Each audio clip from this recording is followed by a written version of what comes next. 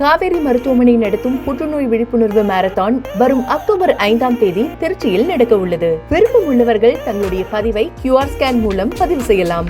அமமுக தலைவர் டிடிவி தினகரனின் சமீபத்திய பேச்சுகள் ஒரு புதிய நகர்வுக்கு அவர் தயாராகி வருவதை சுட்டுகின்றன. இதுகுறித்து பெருஞ்செய்தியில் பார்க்கலாம்.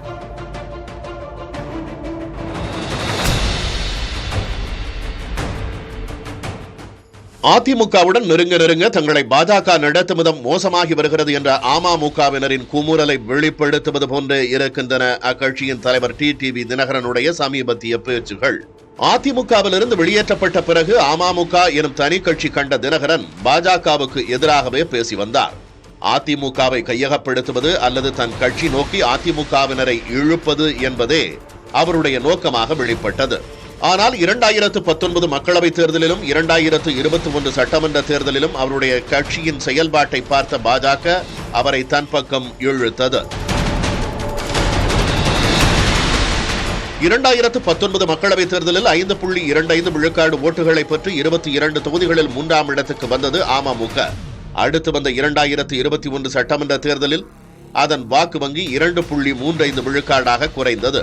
ஆனாலும் இரு தேர்தல்களிலுமே குறைந்தது 20 தொகுதிகளில் அதிமுக கூட்டணியின் தோல்விக்கு காரணமாக அமைந்தார் தினகரன். தவிர தென் பிராந்தியத்தில் அதிமுகவின் சரிவுக்கும் அவர் காரணமாக அமைந்தார். இத்தகு பின்னணியில்தான் அதிமுகவுடனான கூட்டணி முறிவுக்கு பின் பன்னீர்செல்வம் தினகரன் இருவரையும் தன்னுடைய கூட்டணி குடைக்கு கீழ் 2024 மக்களவைத் தேர்தலில் கொண்டு வந்தது பாஜக. பெரிய அளவில் பாஜகவுக்கு இதனால் பலன் இல்லை என்றாலும் இம்முறையும் அதிமுகவின் தோல்விக்கான காரணங்களில் தினகரனும் ஒருவராக பேசப்பட்டார்.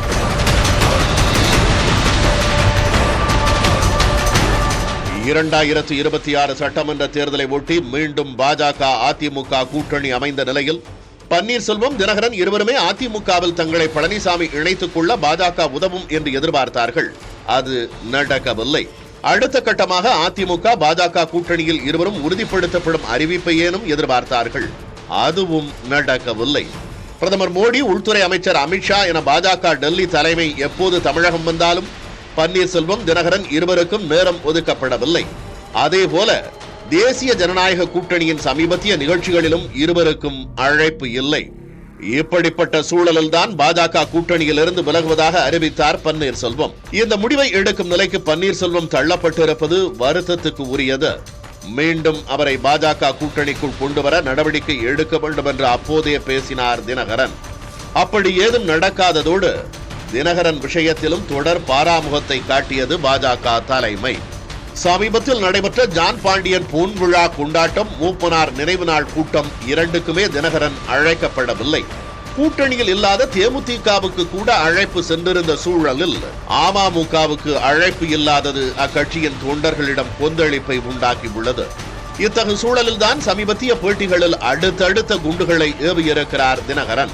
தமிழகத்தில் விஜயகாந்த் 2006 தேர்தலில் ஏற்படுத்தியது போன்ற ஒரு தாக்கத்தை 2026 தேர்தலில் விஜய் உண்டாக்குவார் என்றும், பாஜக கூட்டணியில் அமமுக இருக்கிறதா இல்லையா என்பதை தமிழக பாஜக தலைவர் நயினார் நாகேந்திரன் தான் சொல்ல வேண்டும் என்றும் அவர் பேசிய பேச்சுகள் பேசுபொருளானதுடன் இணைத்தும் பார்க்கப்படுகின்றன. இன்றைக்கு நீங்க கேட்கிற கேள்விக்கு திரு நயினார் நாகேந்திரன் அவர்கள் பதிலளித்தால் எங்களுக்கும் நன்றாக இருக்கும் என்று நினைக்கிறேன். எங்களுடைய நிலைப்பாடு டிசம்பர் மாதத்தில் இதை பற்றியெல்லாம் நாங்கள் பேசுவோம். ஏற்கனவே 2 அணி இருக்கு. ஆளுங்கட்சி திமுக அணி, NDA ஒன்று இருக்கு. திரு சீமான் அவர்கள் தனித்து போட்டிவிடுவேங்கிறாரு. கடந்த காலம் போட்டிருக்காரு. திரு விஜய் அவர்கள் தலைமையிலான ஒரு அணி அமையும். தவிர அமமுகவின் கூட்டணி முடிவு டிசம்பரில் தான் அறிவிக்கப்படும் என்றும் அவர் சொன்னது தன்னுடைய திசையை தினகரன் மாற்றுவதை குறிப்பதாக அரசியல் நோக்கர்கள் கருதுகிறார்கள். அரசியல் களத்துக்கு புதிதாக வந்துள்ள விஜயின் அடுத்தடுத்த நகர்வுகள் எல்லோராலும் கூர்ந்து கவனிக்கப்படுகின்றன. விஜய் தலைமையிலான கூட்டணி என்று தாவேக அறிவித்து விட்டாலும் இதுவரை அக்கட்சியால் தன்னை நோக்கி எந்த கட்சியையும் இழுக்க முடியவில்லை.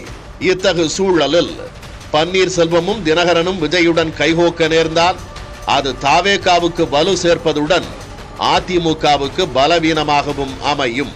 தேர்தல் நெருங்கும் சூழலில் புத்தாண்டில் இத்தகு முடிவு நோக்கி இருவரும் நகர்வார்கள் என்ற ஒரு பேச்சு அரசியல் வட்டாரத்தில் இருந்தாலும் பாஜக அதற்குள் இவர்களை அரவணைத்து கூட்டணிக்குள் கொண்டு வந்துவிடும் என்ற ஒரு பேச்சும் இருந்தது.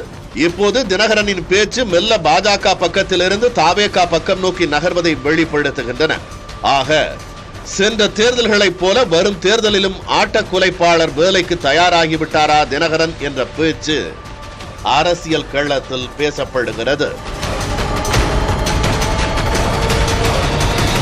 காவேரி மருத்துவமனை நடத்தும் புற்றுநோய் விழிப்புணர்வு மாரத்தான் வரும் அக்டோபர் 5ஆம் தேதி திருச்சியில் நடக்க உள்ளது. விருப்பம் உள்ளவர்கள் தங்களுடைய பதிவை QR ஸ்கேன் மூலம் பதிவு செய்யலாம்.